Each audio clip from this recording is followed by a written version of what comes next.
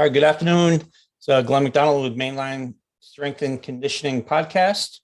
Today I got one of my old mentors from a long time ago, Ralph Hanson. Ralph, go ahead and introduce yourself. Let's hear what you got to say. Well, my name is Ralph Hanson. Went into the Bureau in 1991, but prior to that, I was in the military. I was in the Army. I enlisted right out of high school. Had a couple of months before I went in, so I did some construction work and enlisted in 1983 and turned 18 in boot camp, which was interesting.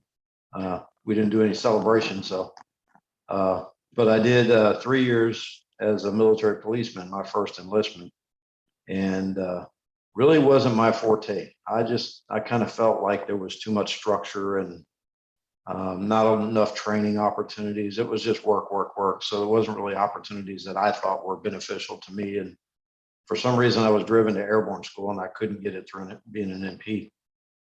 So I got out on that first enlistment and went to look for work as a police officer. Couldn't be hired because I was young and had come out of the military police, and they felt like we didn't have the experience or the expertise to be doing that type of work. So I went back in the Army and re-enlisted, went infantry, got airborne, air assault school, went through sniper school, combat lifesaver, master fitness. So I got all kinds of good school opportunities out of that. Was with the 82nd Airborne Division, deployed to Korea, came back and was stationed at Fort Chaffee, Arkansas, which is our, we call it our Joint Readiness Training Center for the Army, where we were permanent duty op force. So basically we'd have units deploy there for 10-day missions, and it would come in just like it's a combat mission. And for 10 days we're out in the woods. Yeah, it's pretty fun stuff. Yeah. So you get to be the bad guy. You're the bad guy all the time. Yeah. Right? Yeah. Oh, that's nice. And, we utilize Russian tactics and tactics of other countries to help give the realism. We actually had vehicles and aircraft that were made to look similar to those countries' aircraft and vehicles, so that the soldiers would get more out of it than just kind of combat missions. It was more, awareness to what to look for when they're in combat.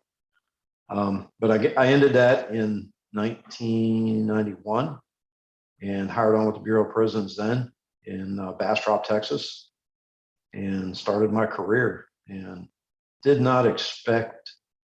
It was funny how I came across the job. So I was at home on leave, and somebody had mentioned the Bureau of Prisons. Well, I didn't realize it was even a prison that close to where I grew up. So I went ahead and took a shot, filled the application out, and then went back to my duty station. And while I was active in the Army, I was contacted by them asking for an interview date. And I said, well, I'm still in the military, but I'm getting out in 2 months. So I pretty much had the job lined up prior to getting out of the military, which was a nice transition from the military. But I did tell them I'm taking a month off. So I got out, drew unemployment for a month, and just kind of caught up with family and, did the things we couldn't always do when we were active in the military. Now, so how much active duty time did you do? I did 9 years total. So 3 in the military police corps, but I stayed in the reserves throughout that time, that break in service. And then when I left active duty in 91, I stayed in the reserve. So I basically continued my military career while I was in the BOP. Okay. And, I remember it wasn't too difficult in the beginning because we had drill weekends, and then we might take our 2 weeks, and they were very accommodating, the Bureau of Prisons was. Later in my career, as I progressed up the food chain, I started to realize how much resistance there was to soldiers and military service members being active in the military. And then the war started, and that really complicated things. But that's another story that I'll share later in the interview with some of the challenges I was faced with.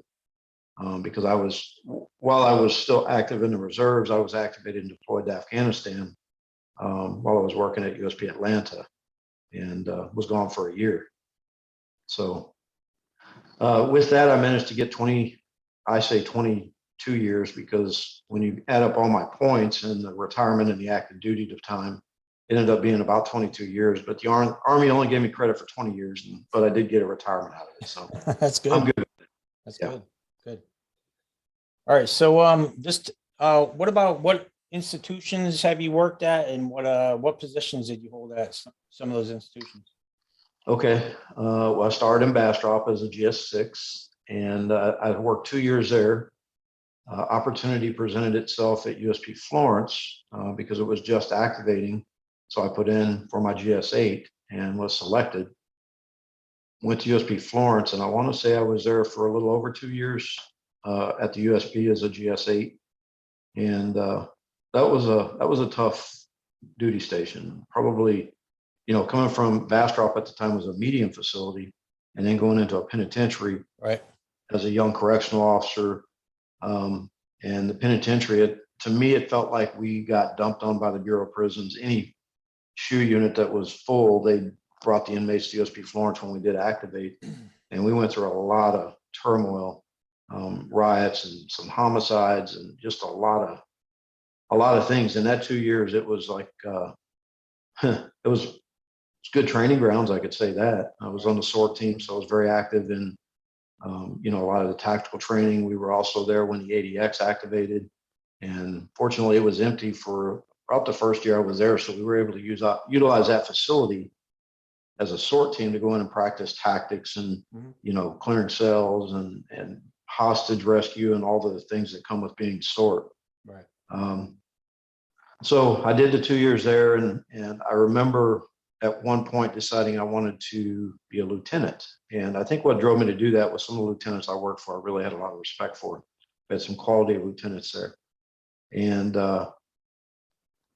interestingly enough, there was a lot of people kind of being groomed at the time. So you had a lot of people that would get acting lieutenant jobs at these penitentiaries. And I never had that opportunity, which later I found out to be very important, because when I got to my selection, when I was selected at Big Spring, Texas as a GS9 lieutenant, I got there with literally no experience in how to even upload an incident report or how to process a roster. So, this was all things I had to kind of get a crash course on as a new lieutenant. And I felt like because I had to learn it so fast, and it was also part of my job at that point, that I think I learned more effectively than some of the people that maybe were being groomed. And I felt a little shorted because I didn't get the opportunity to be groomed. And I remember I spent the better part of my 2 years at USP Florence in the special housing unit. I think I requested to be removed at 1/4 because I just felt like I needed a break. The SHU unit was always full. Yep. And it was high tempo, lots of uses of force. We had a couple of homicides, and I just remember being so overwhelmed with that I'm like, look, I need a break. And I went and asked the captain for the next quarter to pull me out, give me something in a unit or on the compound. I just felt like it was so overwhelming to be down there all the time and dealing with this high stress environment. I wanted a break. And I think I got out that quarter for all of a month. And then we started to have some issues and some lockdowns, and I went back to the SHU unit and pretty much stayed there the rest of my time. I remember doing my lieutenant paperwork while I was sitting in the SHU unit. On breaks, I would go and knock out some of that application. So, but yeah, so USP Florence, and then I went to Big Spring, Texas as a lieutenant, and I spent 3 years in Big Spring as a GS9, and loved every minute of it. I thought being a lieutenant was very rewarding, to be able to impact staff and have the ability to run an institution after hours. It was a lot of responsibility, but it was very rewarding. So what year was this? Probably 96? That was 95. 95. Okay. 95. Yeah, I was selected there in 95, and I stayed there until 98. And then from Big Spring, I was promoted to USP Atlanta as a GS11 lieutenant. What's interesting about that is I kind of enjoyed being a GS9. I remember the responsibility, you're kind of stuck in the middle of all the responsibility, having some, you had all the responsibilities of a lieutenant, but you weren't as responsible as a GS11 running the shift. But I remember when I was selected at USP Atlanta, because I was getting a little,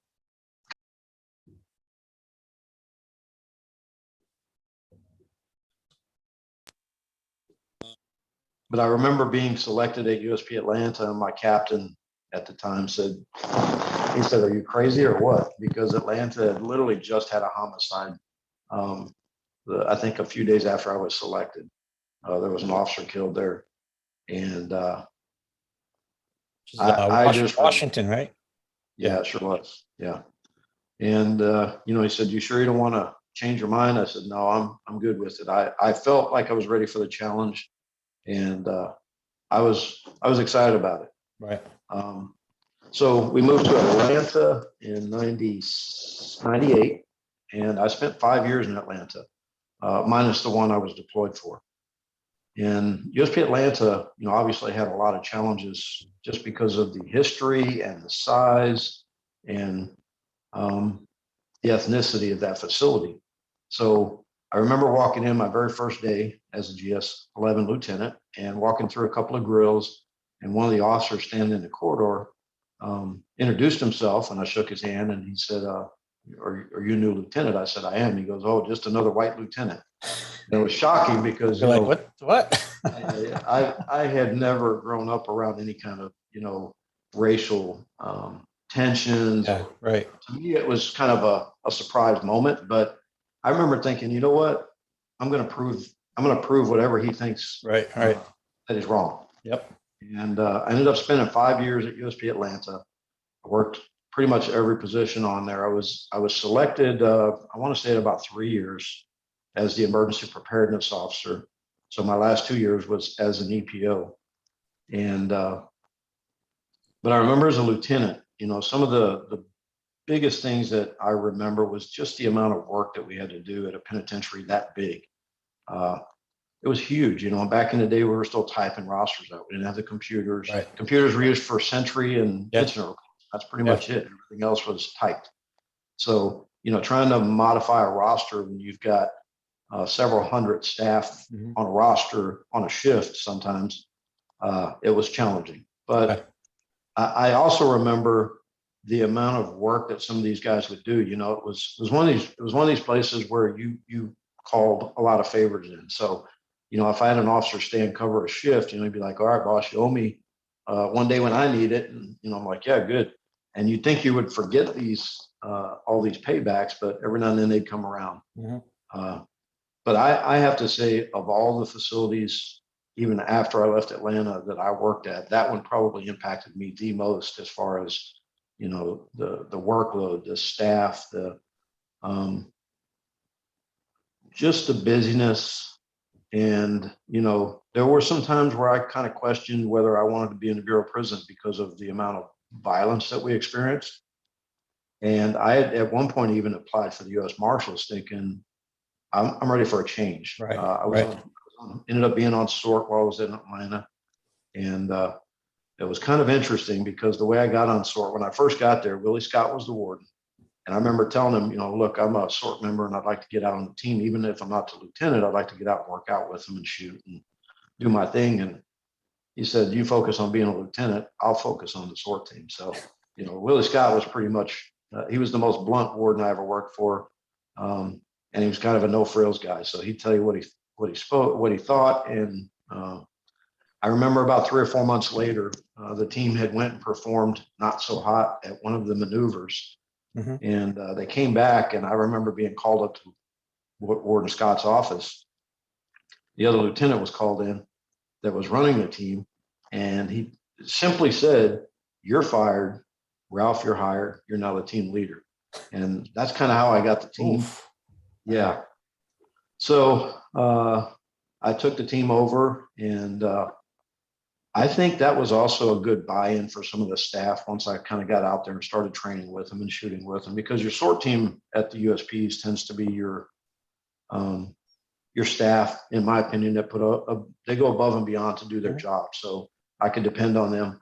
But it was interesting because when I got out there, I had a bunch of freaking racehorses. These guys were like strong and fast, and some of the challenges we faced were shooting and tactics. That were, I think, where we had to improve the most. So I spent a lot of my time working on that. And I was a tactical trainer in the region, or for the region, back in '95. I was certified. So, I had a lot of other experiences I brought to the table, plus my military experience. So did you go to that Camp Beauregard tactical training Yeah. school? Yeah. Actually, I went through a school at H&K had put on 4. So when SORT first kind of started in the Bureau of Prisons, I remember at one point we went to a SWAT maneuver. I was in Bastrop at the time. I was on the team, went to a SWAT competition, and we were called turnkeys or hacks or correctional officers. And I remember we were pretty offended by that. Yeah. So by the end of that week of competition, we had performed so well that these law enforcement SWAT teams were coming up and saying, "Hey, we want to train with you guys." We ended up placing, I think, 3rd when we would have had second. We would have ended up in second. We had a team member that got a little intoxicated the night before, so he didn't perform as well as he should have the next day. But in any case, by the end of that tournament, that week-long SWAT competition, we had teams wanting to train with us because they realized we're more than just correctional officers. Yeah. Yep. So, SORT was critical to my career advancement, and I do think that was probably a big part of why I got some of the jobs I did, because I think it kind of put me above and beyond some of the people that I was competing with. So Plus, you knew a lot of people within that, emergency preparedness world too. So yeah. definitely Well, helps. they put us through a course in DC. We went through up to DC H&K headquarters, and they put us through a week-long course there that they considered our certification for the trainers. So Oh, okay. that was the beginning phase of the SORT trainers. And after that, we just had periodically, we'd go up and do recertifications or be tested on things. But one of the things I liked about it is, as a trainer, you had to be able to still perform. You had to be able to shoot. You had to be able to run.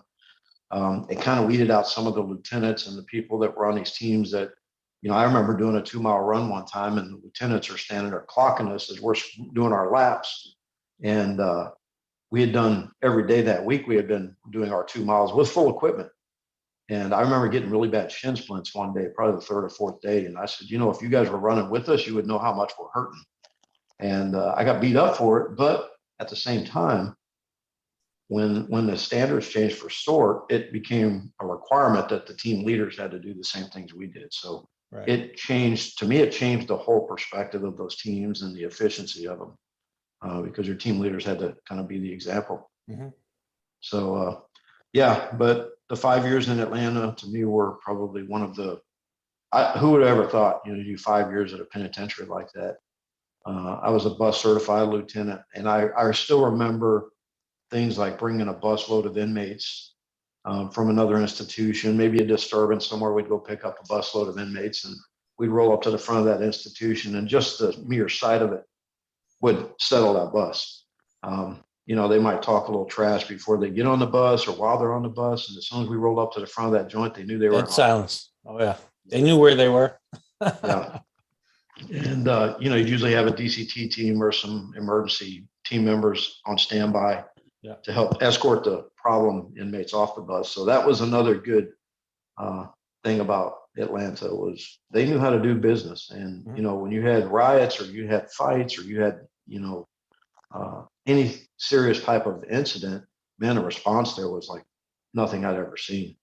So it was an amazing place to work, and nothing but, great things. And I remember hearing people criticize Atlanta because of the homicides or because of a riot or because they thought staff were terrible.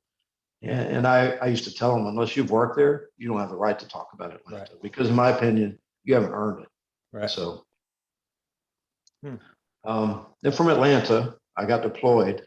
And I remember, it's funny because Donnie Cartret took over my position for that year that I was gone as an EPO.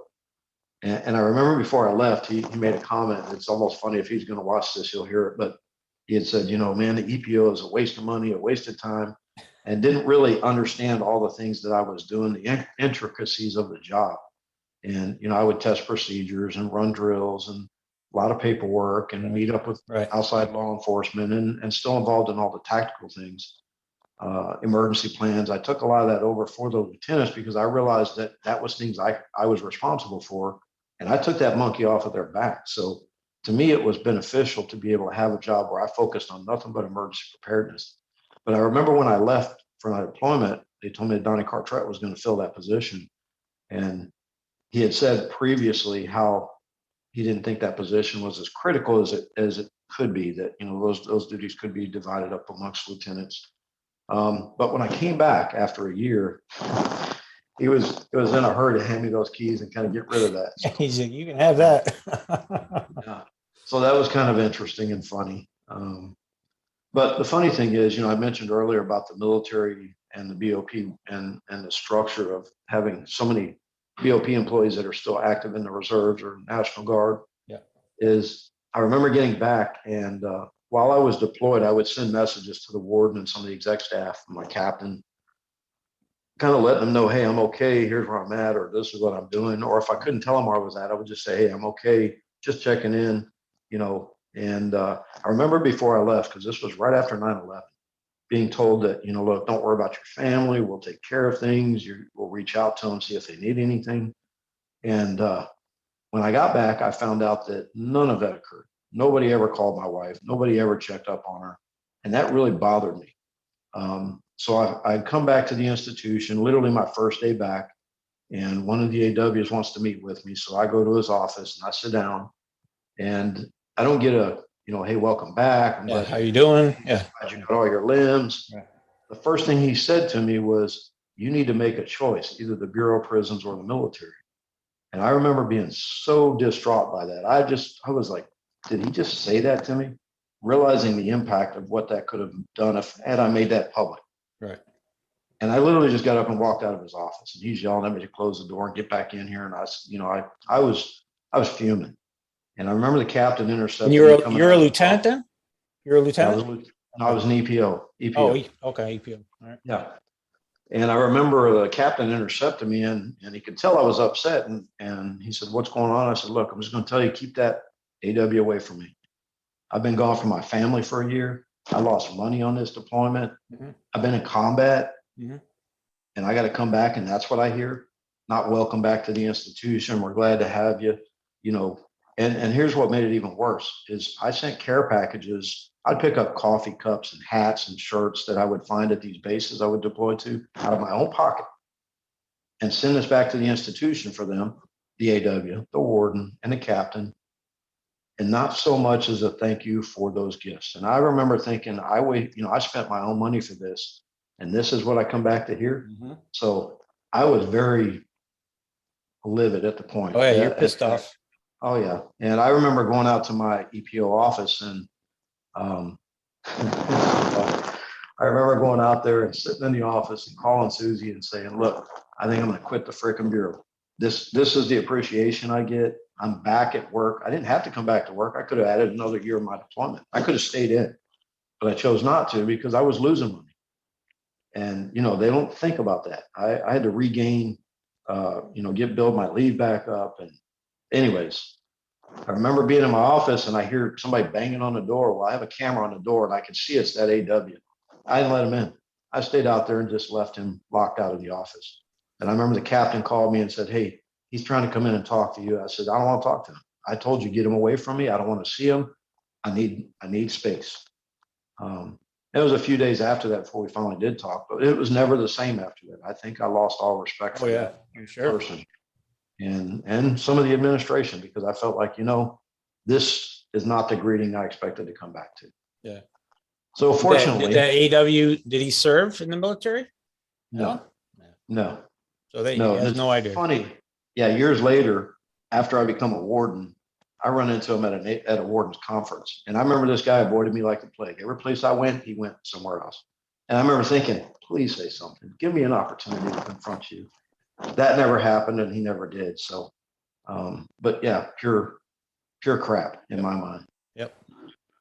So anyways, from Atlanta, I remember getting a phone call of a former captain that I had worked for that said, hey, I need a captain, because I was an EPO.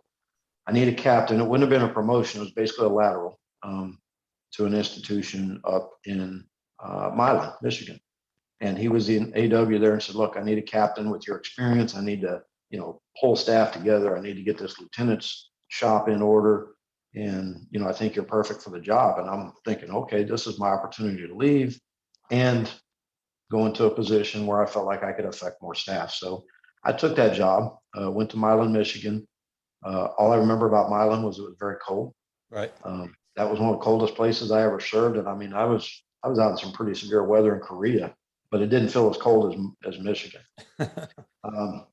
But another good opportunity to develop a lieutenant's office and kind of restructure the staff. And, you know, I was really big into the mentoring and developing of leaders. I always felt like it was my job to kind of get those people to the next level. So, you know, get past the interworkings of the lieutenant's office. And you had a lot of staff there that were homesteaders. They weren't going anywhere. So once you realize that, you know, you got to figure out, okay, what can I do to challenge them? What can I do to kind of make them better? And tap into them personally was the key to that. You know, get to know them, understand what their likes and dislikes are, ask about their family. To me, do things that were going to get buy-in so that I was able to affect change. Basically just building a relationship and communicating with people instead of exactly. You know. Yeah. Yep. Yeah. So anyways, we managed to turn that shop around and you know, we started cutting overtime. We got staff to come to work. We were doing all sorts of retreats and extra training and trying to push it down correctional officers. And I remember people saying, "Oh, you can't do that," or "It's not going to happen. It's not possible to relieve that many officers or lieutenants at one time." But we always made it happen. And fortunately, I had a warden that believed in what I was doing and allowed it. And that was a good tour.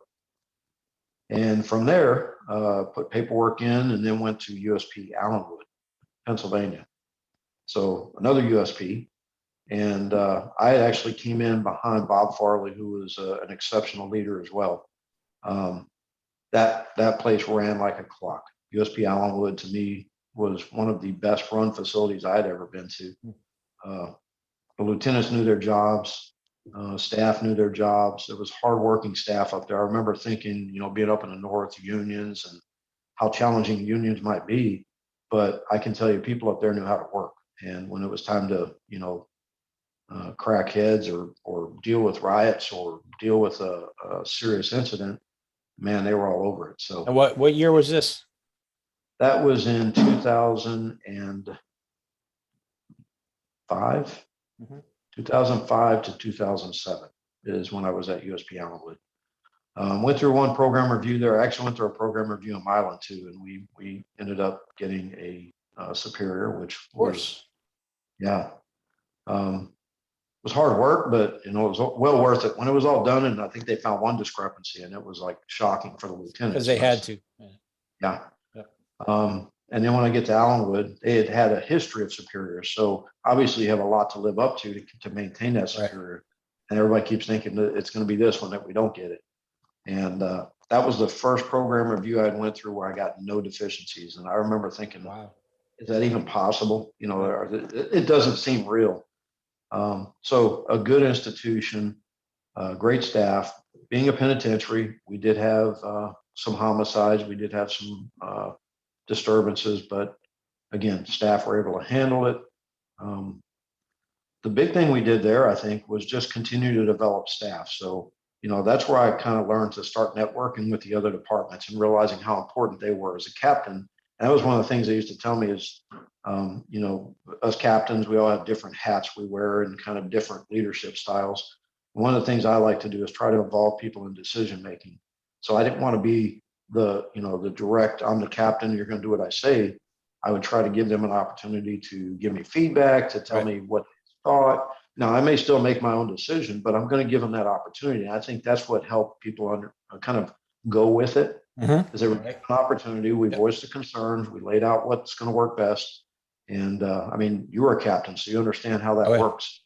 That networking to me was critical. So that was one of the biggest things I think I learned at USP Allenwood was to involve other staff and other departments and get them involved. So USP Allenwood, then I went to the South Central region, which was a really great experience.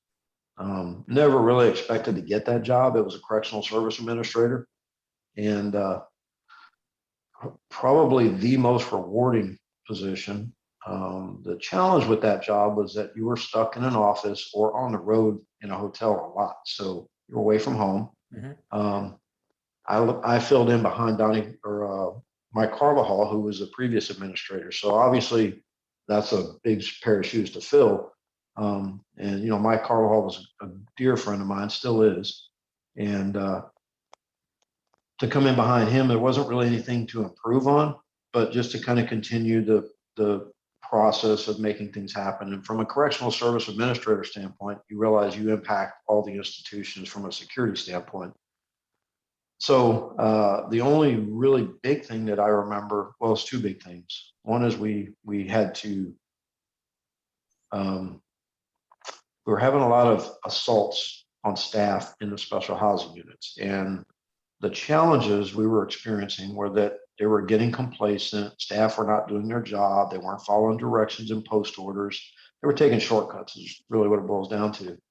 And it was causing a lot of staff to be injured in special housing units. So we did a refocus on post orders, procedures, and a lot of assessments going out to the facilities in the region and kind of watching and observing, and some lessons learned. We did a lot of additional training. We actually had to do a lot of training with the executive staff because we felt like Mr. Maldonado, who I worked for, felt like they needed to be as involved as a lieutenant in a special housing unit. They needed to understand policy. They needed to understand procedure. They needed to observe and enforce procedures. And by that, you have to be in the special housing unit. So we can't do it through the camera. A lot of times they weren't going to the housing units, or they would do their weekly rounds, and that was all the only time they would be down there. So, and that's not to say every warden or executive staff was like that, but there were some facilities where that was commonplace. And you always had to me, the shoe rounds day was always kind of like the picture perfect day where all the inmates are in their cells. You don't want them out moving around going to wreck. It was, cells had to be clean. You did all sorts of things. Hold on. You did all sorts of things where it was kind of a show, in my opinion. So the random showing up in special housing unit, the off hours, those were when you would typically find the shortcuts being taken. So, but anyways, we did a big refocus, redid post orders. And I remember it ended up being such a good process that we went through the training, the rewritten procedures and policies, that I got reached out to. I want to say it was Frank Lara, maybe someone up in DC. I think Frank Strada was actually up there. So Frank Lara was working for him, but they had reached out wanting to know what.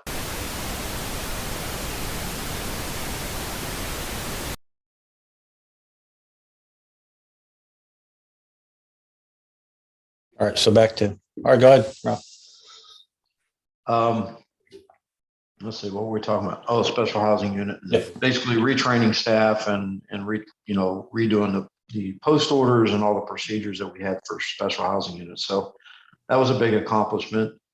Then we had a transition. One of the facilities in Beaumont, I think the penitentiary, we downgraded to a medium. I say I didn't have anything to do with that, but the Bureau made a decision because of the serious assaults and the problems that they were experiencing with the population to downgrade it to a medium security facility. So we had to move a bunch of inmates to the facility, as well as move all the high securities out. So was that after that homicide in Shoe?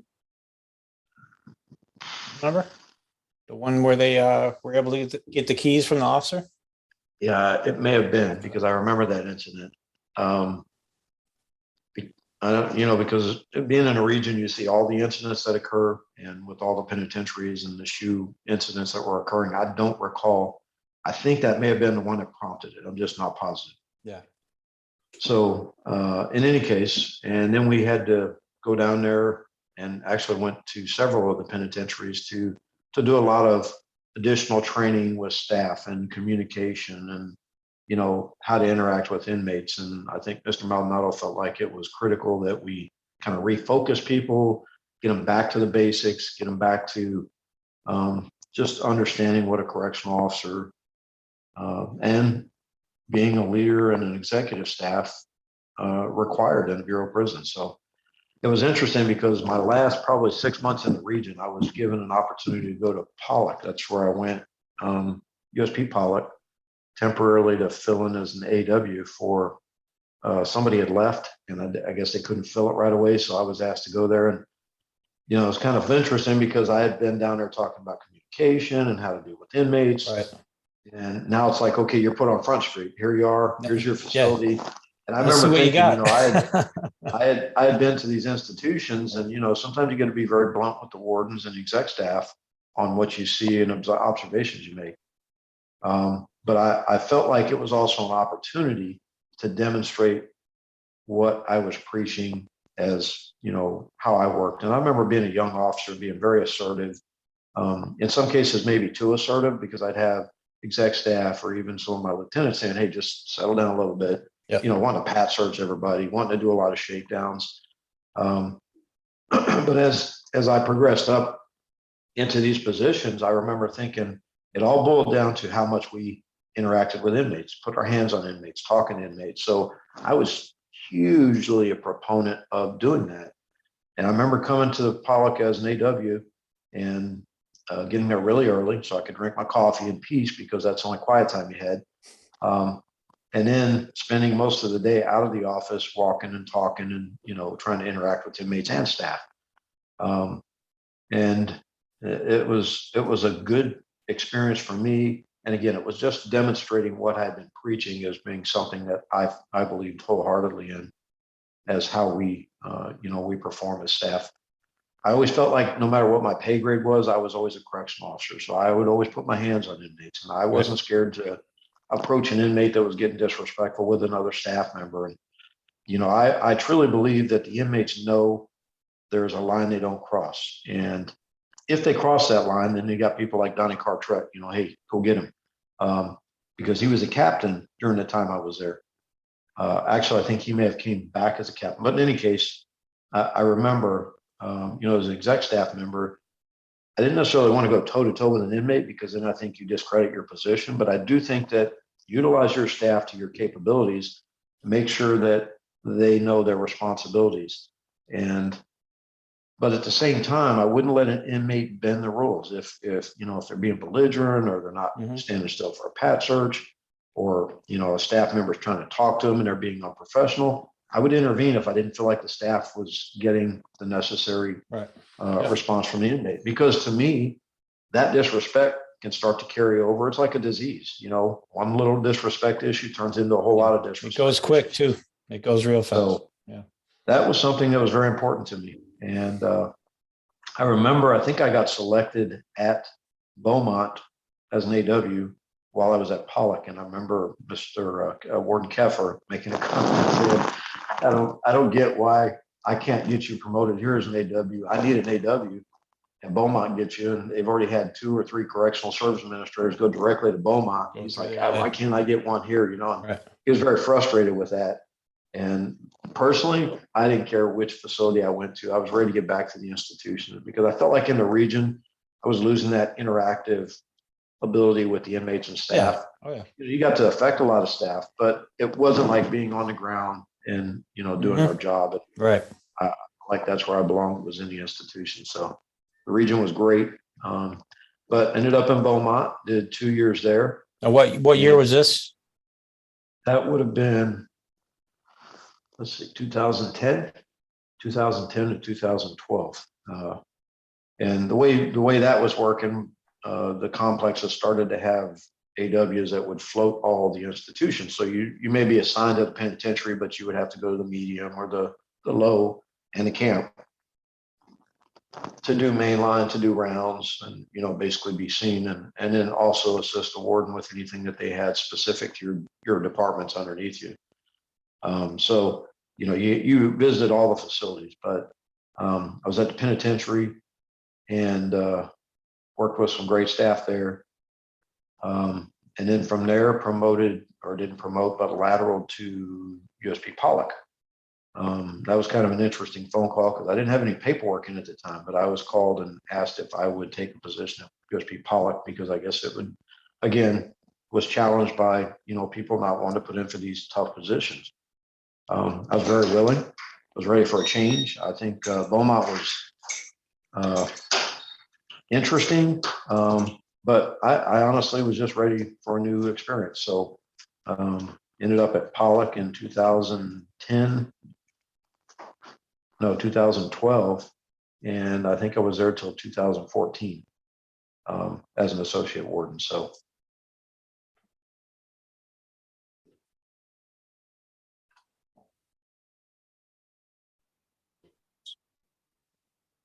No, can you hear me? Yeah, I got you. Yep. Okay. Yeah. I don't know why phone calls. I never get this many phone calls. And it's like now they're all coming through. They know they know where you're talking. So yeah, 2012 to roughly 2014 that I was at Pollock, and another great penitentiary. And I kind of, I didn't even realize it until I was watching Cartret's interview, how many penitentiaries I'd cycled through. I think because I just looked at them all as a new experience and opportunity. But I think after going through 5 penitentiaries, I realized my comfort was probably in the penitentiaries or the higher security facilities, because I think the level of inmates that you dealt with and the challenges that you were faced with. But to me, they had it was like the proving grounds for staff. It was the best place to go and get some quality staff and to train staff to be prepared to work those facilities. And it's where I met you. Right. I met you, I think, previously on some visits, but that's where I got to work with you for the first time. So you had some outstanding leadership there. I remember Cartret came in as a captain or was there, and me and Cartret had worked together in USP Atlanta. And, so I knew all his potential. I remember being called and asked whether he would be a suitable person to come into Pollock as a captain. And I said, to me, that's the best qualified person to go into Pollock because of his, his ability to deal with inmates and problems. So you guys work in Beaumont together? No. Okay. I want to say, I don't remember working with him at Beaumont. Or if he did, it was only for a period of time. Did he go to Pollock from Beaumont? Yeah. Do you remember? Yeah. Then I must have. Yeah. Yeah. Yeah. As a matter of fact, he was the emergency preparedness officer. So, because it's funny how you're saying how people were like going around and doing classes and talking about communication, stuff like that. And me and actually they sent me and Sean Tipton to Beaumont to go down there and watch their shoe operations and things like that. And it was like, there's some problems down there for sure. Yeah. And I'm not one to. I believe that it's not any one thing that causes those problems. It's a breakdown in a lot of things. Whether it's leadership, whether it's policy, whether it's just pure laziness.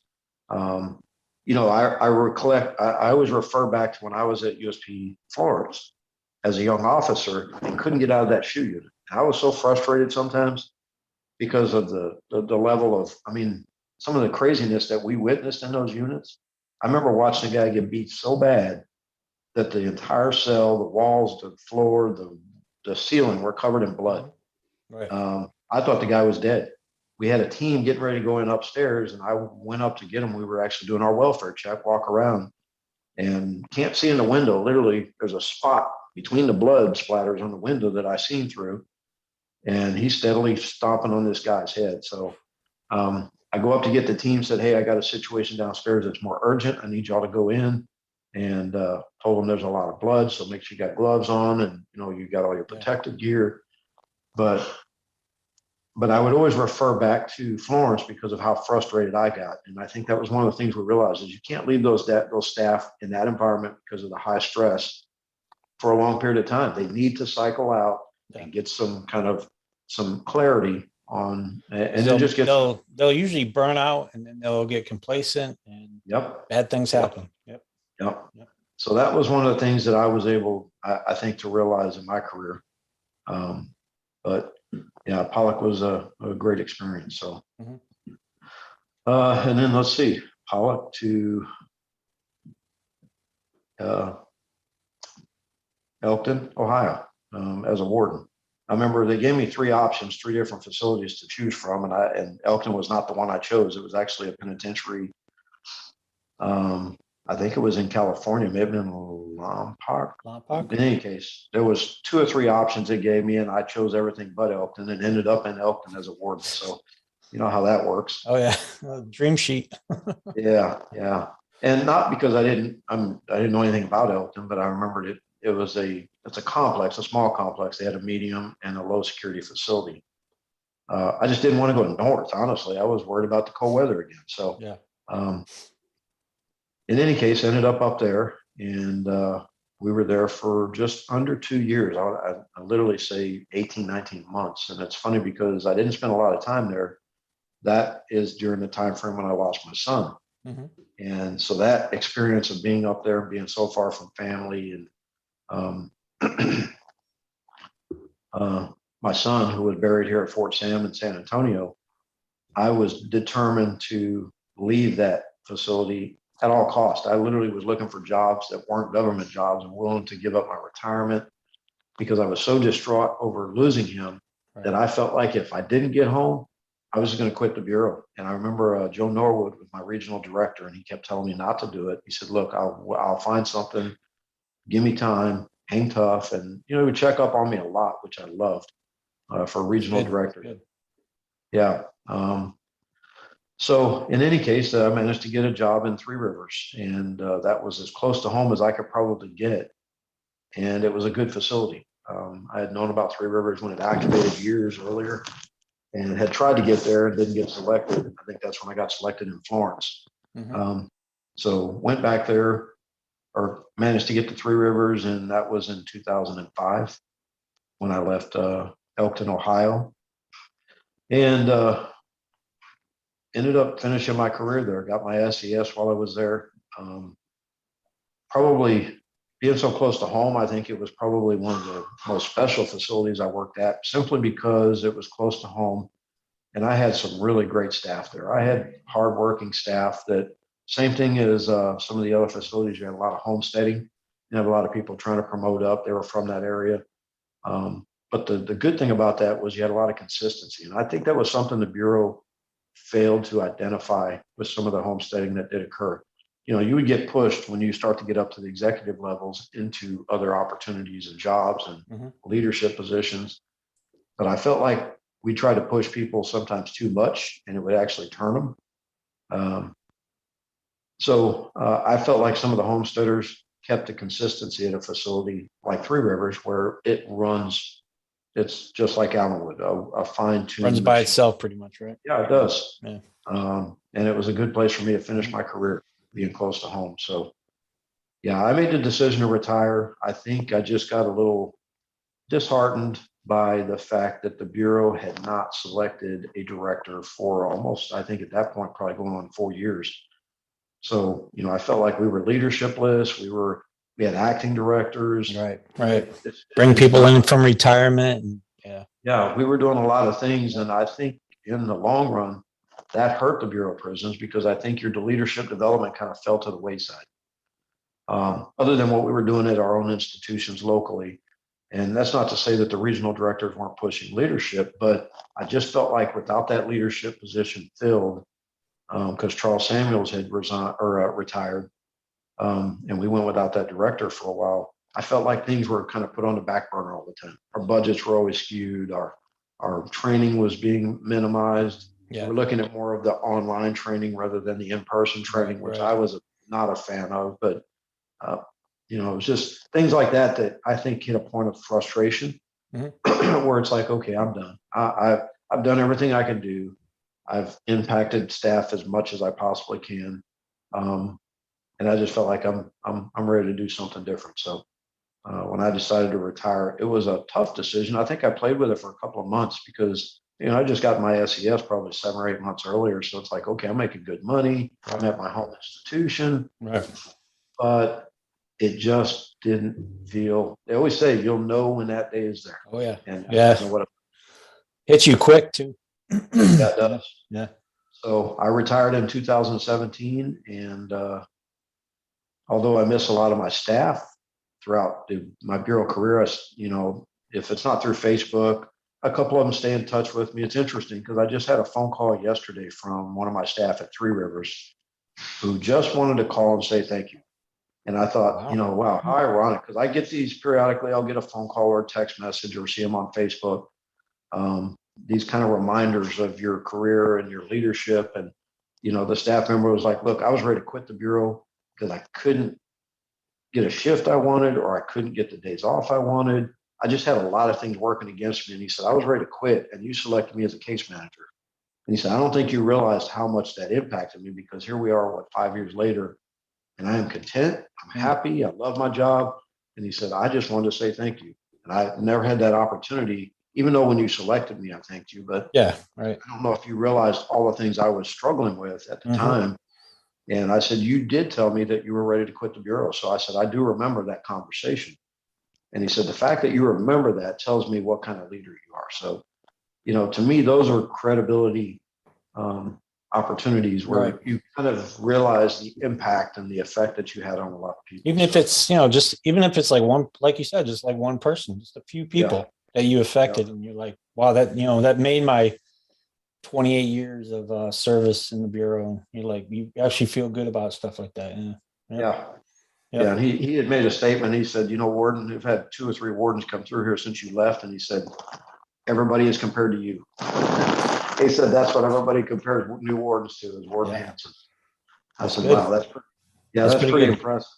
Yeah. And I felt honored for that. I haven't been back to the institution since I retired. I think they tried to get me to come out to one of the events and be a speaker for Correctional Workers Week. And I remember telling the guy that told me, because the warden didn't tell me or ask me. And I said, well, have your warden give me a call and we'll talk about it. So this couple weeks in advance of Correctional Workers Week goes by, and I remember hitting him up saying, hey, I haven't heard from the warden yet. Do you still want me to come out there? I need a little notice.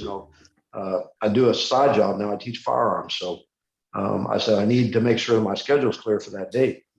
And he said, well, I'll remind him again. And never got a phone call from the warden. And then 2 days before, I get an email from a secretary for the warden giving me the specifics for the date and time they want me there. And I said, you know what? I'm not available. Yeah. If you can't give me the courtesy to call me and invite me, because that's what I felt like needed to happen. Right. The warden needs to say, hey, I'd like to have you come out and speak on behalf of Correctional Workers Week. If you can't take the time to do that, then I'm not going to take the time to and come you already know that guy's not that busy. I mean, he's got 15 minutes to talk to you. Yeah. I really wanted to go. And I remember telling my wife, I'm kind of excited to get out there and see everybody. It'd been 2 years since I retired, but didn't happen. And I said, you know what? I'm not interested. So I'll find somebody else. So that's kind of the Bureau that I think I left. And yeah, it is. It is. Yep, definitely. All right. So I know you were saying how you're on a special operations team and things like that. So, and then going to all those executive level jobs, I know I saw it too, where, I mean, it's been going on for years as far as like the staff that come in or the staff that are actually have been at some of these institutions for a very long time, just being like completely out of shape and just not ready for some of the incidents that we have to deal with, I mean, just like running across the compound, run into an incident, even if it's you get to the incident and it was nothing, like a body alarm that you need to respond to, it's not a good body alarm, you still get there and people are just smoked. And just how important was that for you, like seeing going through your career? Did you see a lot of that where so I can actually relate to Cartret's comment that you have staff that are physically fit and able to run very fast and could get there really fast. And a lot of times it was your tactical team members or people that just physically stay in shape. But it's always good to have some that are lagging behind. I remember being pulled up one time because I responded so fast as an exec staff member. And they said, boss, you got to slow down. Right. We don't need you to be the first one on scene. Right. The people with the OC to show up first on the scene. And it was, it's ingrained in a lot of us that if somebody is in trouble, we're getting there as quickly as possible. So you get there. You ain't really paying attention to who's around you, who you're passing. You're just trying to get there. But I can relate to what Cartret said, that you don't necessarily need everybody there right away. You need some responders to get there immediately, and then you need the ones coming after to start securing the area, isolating the scene, minimizing inmate, locking inmates down or whatever it takes to make that happen. So, but physically, I do think it's critical. I remember responding to a body alarm. It must have been, I think it was in Pollock after I'd been in the region for a couple of years. And I thought I was in shape. And then I get there, I remember having this sensation like, I feel like I'm going to pass out. And it made me realize how out of shape I really was. Yeah. Being in the region made me a little bit on the lazy side. So, Right. and I would run and, work out. So I didn't think I was that out of shape, but sprinting to a body alarm is not like taking a run around a neighborhood. You're potentially getting there because somebody may be in trouble. But I do think physical fitness is everything. I just saw something here in Texas where they have a physical fitness requirement for state police, Texas troopers. And there's a lot of controversy over it about, well, they don't have to have this small a waist or they don't have to have a weight standard, but they do. You think about it, your life could depend on your physical fitness. Right. And I used to tell people, just like with guns, when we trained, you're a firearms instructor, Yep. Don't depend on the Bureau of Prisons to teach you how to survive a gunfight. They teach you how to qualify and how to shoot. But as far as the advanced tactics and, training and cover and concealment and movement, those are all things. That was the big reason I wanted to be a SORT member, was to advance my skill sets. And I think it's one of those things where, as an instructor, I tell people you need to spend the time, go to the range on your own and enhance your skill sets. But the same thing applies to the physical fitness level. You have to be in shape. And I always say, not necessarily because I'm responding to a body alarm and I'm overweight, but because I may be fighting for my life. Mm-hmm. And if my life is in jeopardy and I'm in shape and it's a struggle, imagine being out of shape and how hard it's going to be to survive that incident. Oh, yeah. Even if I don't get stabbed, even if it could have a heart attack. I've done CPR on staff. Right. I've lost staff Yep. to heart attacks. So it was, kind of in my mind all the time. I remember sitting down to eat sometimes and thinking, okay, I don't want to eat too heavy. Watch what you eat because you might be running. And sure enough, Yeah. that's when a body alarm would happen. So going to the staff dining hall on the hamburger day and you're chowing down and all of a sudden you got to run and you got a burger hanging out of your mouth. Yeah. Yeah. Good. So no, I do think physical fitness is critically important. And it to me, it's, I remember when we go through Glencoe, they had a requirement, and it's funny how over the years it's gotten less challenging, more time. Right. It's just, in my opinion, made us softer. True. Definitely. Or what do you think, like is, what do you have, like 7 institutions somewhere around there about that? Yeah, I think so. Yeah, 7. What do you think your, what's your best and worst experiences in some of those institutions? Probably go back to Atlanta, probably. No. No? I would say Atlanta was probably the best.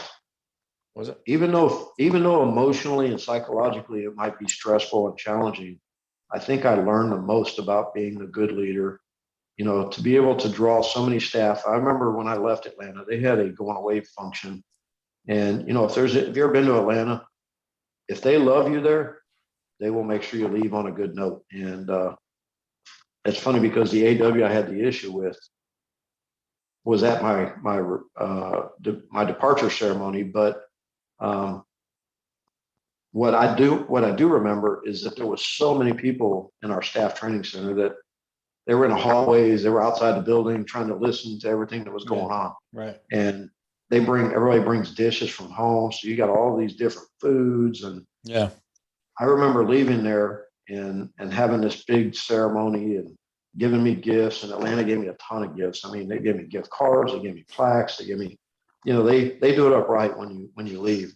And I remember reverting back to that day because the officer that was on SORT that had made that comment in the very beginning of my 5 years there about being another white lieutenant was one of them that got up and spoke on my behalf. And he said, I was wrong. And it's so funny after 5 years to hear something like that. Oh yeah. Yeah. I've been in that situation. I feel like that was a significant period in my BOP career. So as challenging as it was, some of the most rewarding experiences and people that I've ever had the opportunity to work with. So probably the most challenging is when I lost my son, trying to stay focused, trying to keep my head on right, get through my grieving process and realizing how tough a time it was going to be to get through that. Right. One of the things that really stood out was the amount of support I got from the BOP.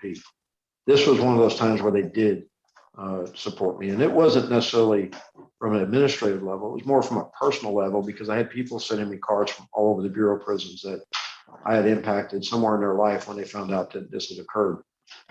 So, I mean, I still have a stack, 2 stacks this big full of cards that we received from people all around the Bureau of Prisons. And the amount of support that we were given was huge. Joe Norwood was my original director at the time. And I remember at one point calling him and saying, "Hey, I'm ready to come back to work." And he said, "No, you're not." It had been maybe a month. And he had made the statement that, the holidays around the corner, you need to be home with your family during this time because it's not over. You're still grieving. Right. And I remember thinking, I don't know about that. I think I'm ready to come back to work because I think I wanted to distract my mind. So I took that extra month off because he told me to.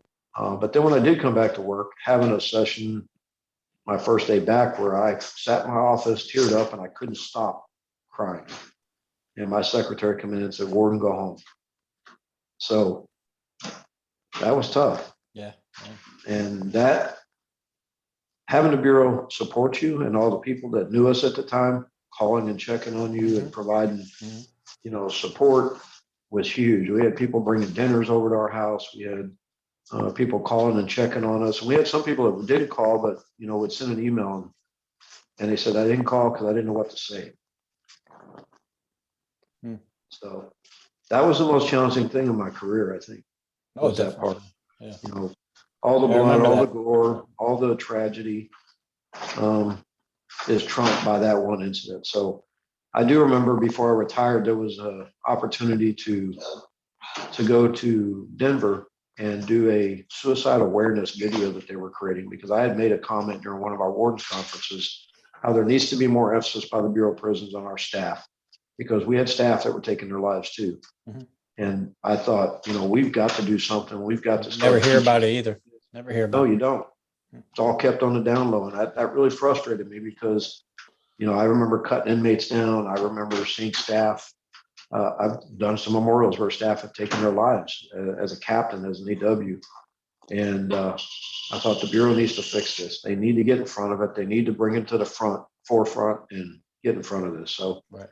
I remember doing that video and we had a director come in shortly after I retired by the name of Mark Inch.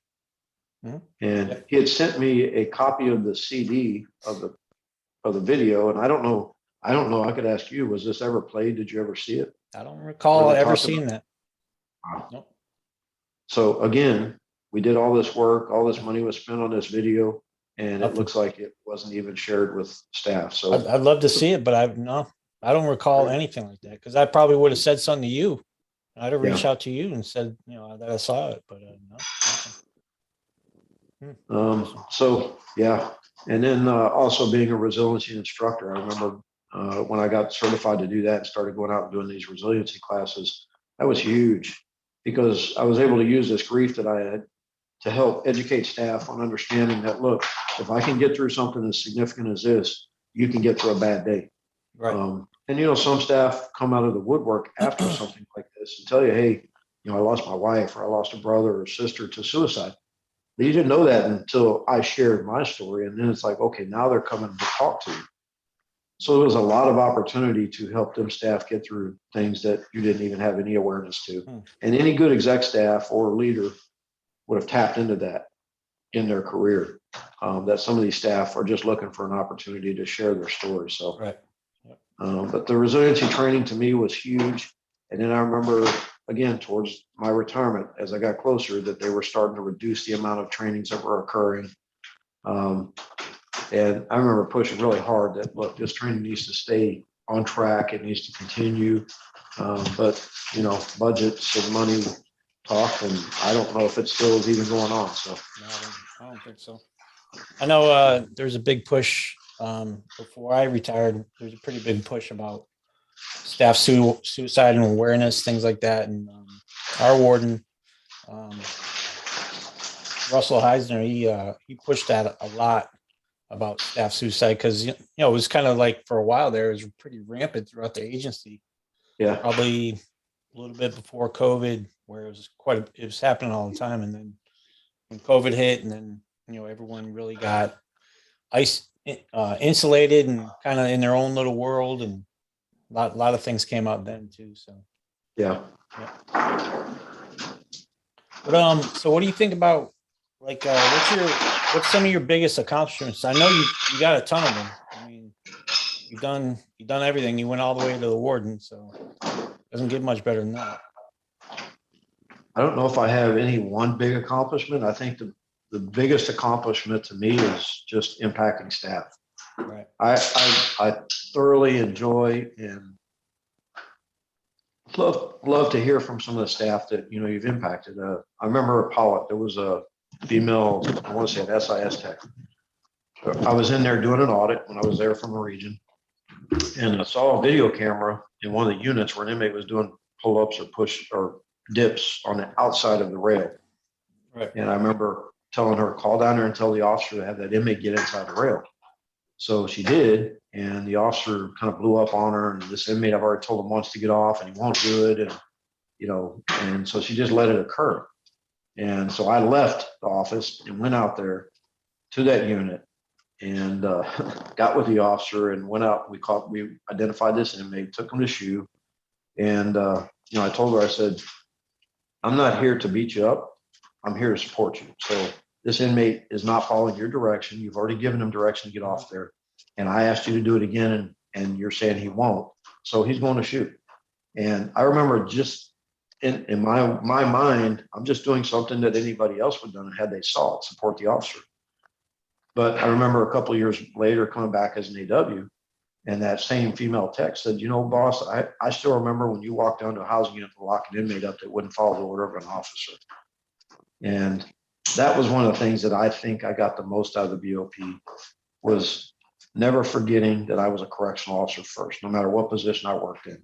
Even as a warden, you're still pat searching inmates. And to me, I used to tell my staff, hey, I challenge you, try to do more shakedowns tonight. Right. If I didn't catch you doing shakedowns, that was going to be affected in your eval as well as probably a counseling session. Because I think it was part of our job. And when we start losing that ability to put our hands on inmates, then that's when everything else starts to fail. So one of those things that I felt very strongly about. So yeah, I think just the amount of staff that, was able to impact that I still hear from or stay in touch with. So that's my biggest accomplishment. That's good. What do you think some good advice for like the newer staff out there or staff that are still in the bureau and still have plenty of time left in the agency to really succeed? Like any tricks of the trade that you can think of? Well, I believe in hard work. I don't believe in being politically driven. And by that, I mean, it's not who you know. It's basically putting your nose to the grinder, doing your pat searches, doing your shakedowns. What you do when nobody is watching is, to me, going to be a reflection of how you perform in the Bureau of Prisons. It's not when people are standing around and watching you. It's when you're not being watched and you're on your own. Working a housing unit in the middle of the night, realizing I could easily not do this count. Nobody would ever know. But then you take the risk of somebody being dead that you counted, and now your whole job and potentially career is ruined. Yeah. So taking the initiative to do your job, be responsible for yourself. That's the biggest thing. A lot of staff worry about what other people think or what other people are doing or what they may say. And I think sometimes in our institutions, and I know you've seen this, they can be the worst grapevines for staff and gossip and, how stories expand. But I used to tell people, I really don't care what you say about me because I know my ethic, I know my work attitude, and to try to come to work with a positive attitude. Because if you don't, that will impact your job. I think if you come into work and you're disgruntled or you're disheartened or you're going through some turmoil in your life, that's going to bleed down to the inmates and potentially your job performance, which in turn can end up getting you hurt if you're not careful. So leave your frustrations at the gate, come in the door ready to do your work. And if you're not, take a sick day. So used to tell staff, we have sick leave for a reason. And I don't expect you to abuse it, but at the same time, you're just having one of the days where you look, I can't be at work. Take that day off because I don't want you coming in and being assaulted or being injured because you didn't have your head in the game. Very true. Oh yeah. Remember them days? Been a few of them days. Yeah. Driving and to a work lot of those days, yeah. a lot of them days we came on in and did it. But You think about how volatile that could have been or was, because it may have been one of those days where things didn't go well. Yep, So, definitely. Well, it's been a pleasure talking to you again. It's good to see you. I miss working with you, miss being around you, and the things we used to talk about is really good stuff. yeah, I Definitely agree. got to stay in touch. Maybe even think about doing like a group of people to talk to at one time. You know? I like that. Yeah. Get us together and yeah, no, that sounds like a plan. Okay. Well, it's been a pleasure talking to you too, Glenn. So I like what you're doing. You know, I've often thought, I wonder if I should write a book about some of my experiences, but I just can't seem after I retire to sit down and do anything, that's going to require that much time anymore. Right. It seems like I'm more spontaneous, reactive. Right. So,